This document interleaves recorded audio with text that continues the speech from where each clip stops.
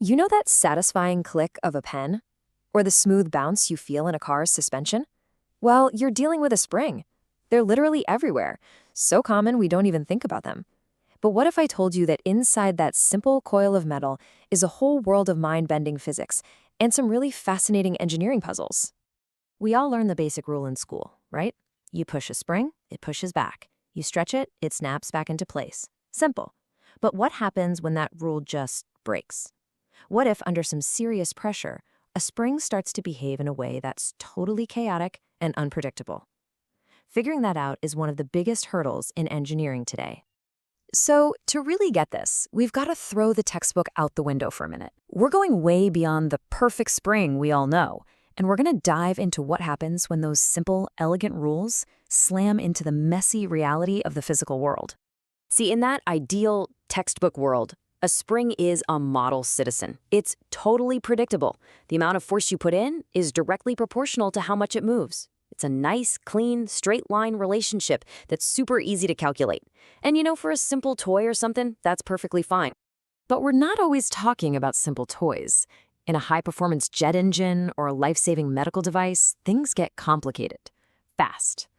If you push a real-world spring too hard, it just stops playing by the rules. Its resistance might suddenly spike, or it could just bottom out in ways you'd never expect. This is what we call non-linear behavior, and it's the exact moment our simple models just completely fall apart.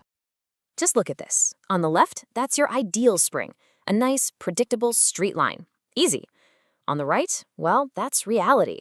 It's a complex, chaotic, unpredictable curve. Your basic high school physics equation isn't going to cut it here.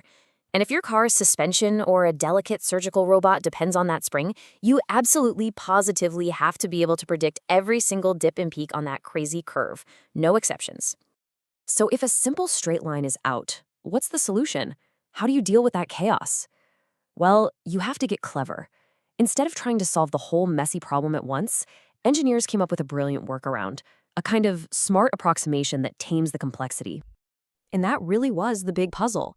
How on earth do you accurately map something as wild and non-linear as that curve using only the simple, predictable language of straight lines?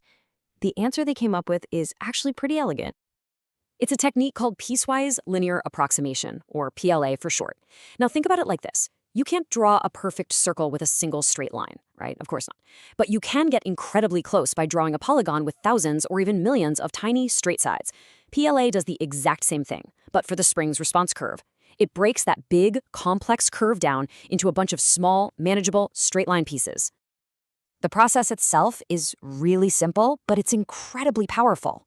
First, you start with your complex, nonlinear curve. Then, you pick out key points along that curve that capture its basic shape. And finally, you just connect the dots with straight lines. The more lines you use, the more accurate your approximation becomes. It's a fantastic way to turn what seems like an unsolvable problem into a series of simple, solvable ones.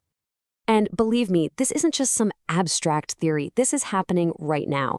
Researchers are using this exact technique to do some incredible things. You've got Fahad and his team who are actually designing cantilever beams that are intentionally nonlinear using special stop blocks.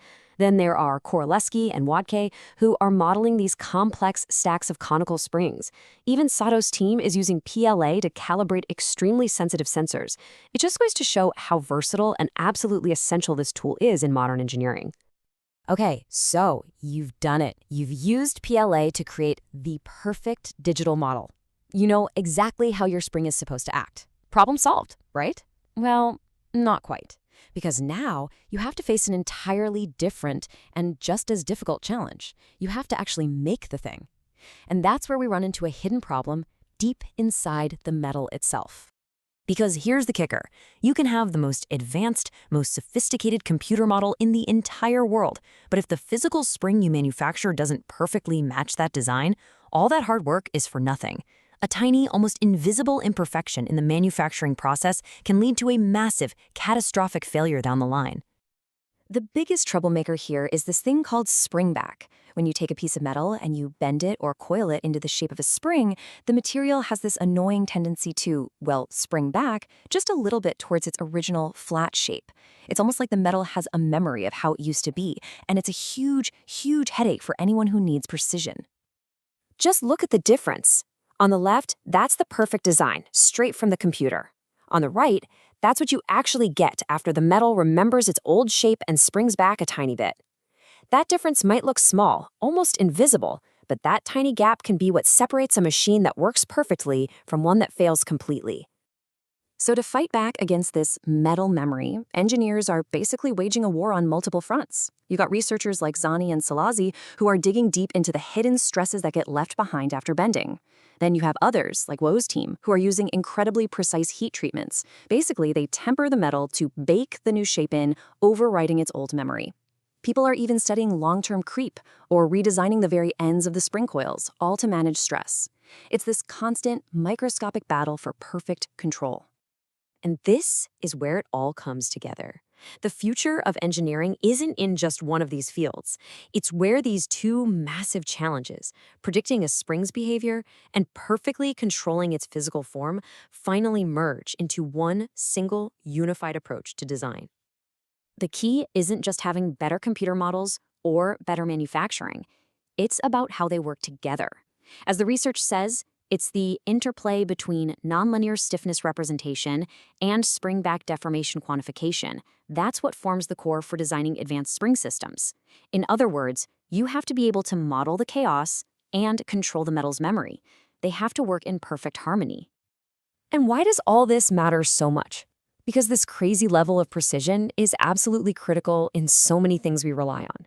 We're talking about the suspension that keeps you and your family safe on the road. It's in the delicate, precise instruments that a surgeon uses in the operating room. It's even inside the microscopic sensors that are powering pretty much every piece of tech we own.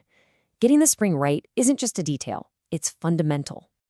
So the next time you pick up a ballpoint pen and you hear that simple, satisfying click, maybe just take a second and think about the incredible hidden science that had to be mastered, from modeling chaotic curves to literally taming the memory of metal, all to make that one simple, perfect little click possible.